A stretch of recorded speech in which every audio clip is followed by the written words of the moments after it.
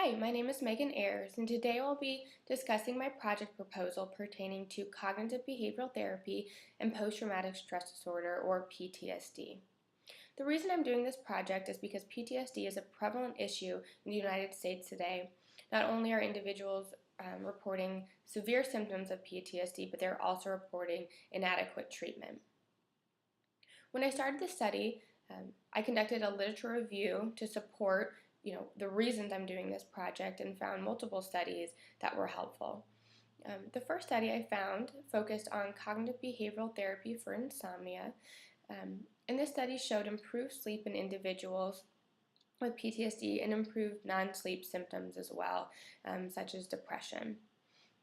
The next study focused on cognitive behavioral conjoint therapy. So not only did it focus on the individual, but it also focused on the relationship or the significant other. This study showed increased relationship satisfaction and decreased symptom severity of PTSD. Next, there was a study that focused on internet-based cognitive behavioral therapy, and this showed that this therapy was effective in reducing symptom severity in individuals, and also it may be useful in identifying trauma victims likely to respond to cognitive behavioral therapy. Also, this would be a good treatment for individuals with poor transportation or just everyday life gets involved with them unable to drive to treatment. The last project I will discuss is a study that involved cognitive behavioral therapy also for insomnia.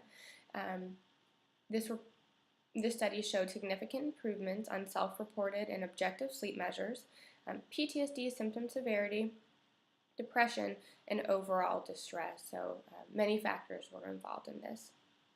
So as you can see, there's many studies that back up why cognitive behavioral therapy is effective and why we should be implementing it in our individuals suffering from PTSD.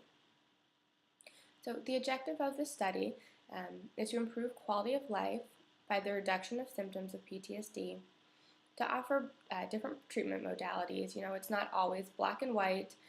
Unfortunately, even with medications, it affects an individual differently. There's always different side effects or whatnot. And also to reduce self-reported negative symptoms of PTSD. If the individual doesn't feel like they're getting better, then they won't be getting better. So the method of this project, first I collected data through research and literature review, which I previously discussed. Obviously, individuals will have to be recruited. So I will be recruiting individuals from the General Psych Outpatient Services at Richard L. Raudebush. It's a VA medical center in Indianapolis, Indiana.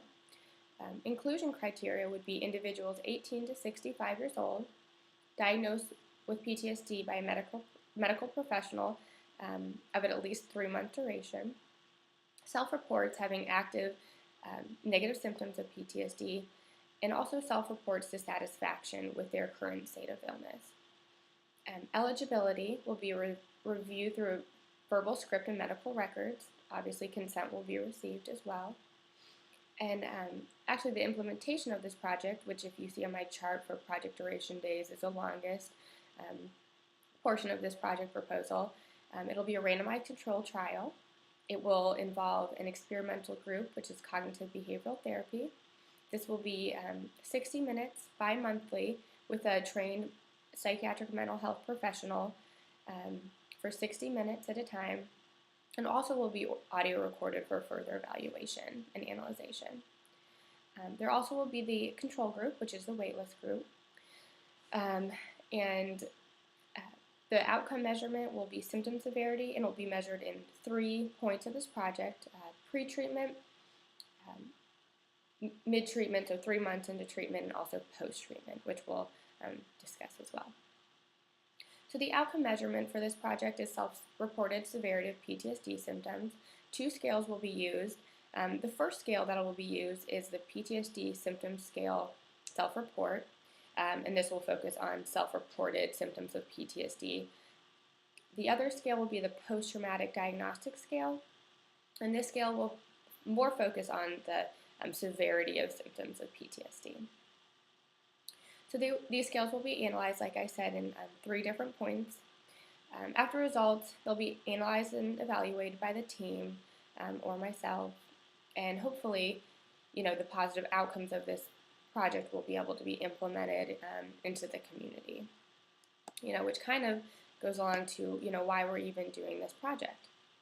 So, first and foremost, the implication of this project is hopefully to overall reduce negative symptoms of PTSD. With this project, it would be primarily adults, in that outpatient service, but, more widespread, hopefully it would be an overall change of practice.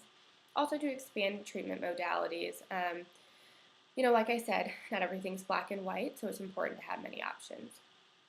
Also to enhance overall care, improve quality of life by symptom reduction, and continue to education, expand knowledge. It's important that APNs are constantly, seeking out other options and, not sticking to one thing. If one thing doesn't work, you got to try again. It's best for our patients. And also just implement this in the community, which would be, more widespread. Maybe take it from, outpatient services to other services, or, talk to our friends about it or other APNs about it. So this is why I'm doing this project, and I'm pretty passionate about it. Any questions?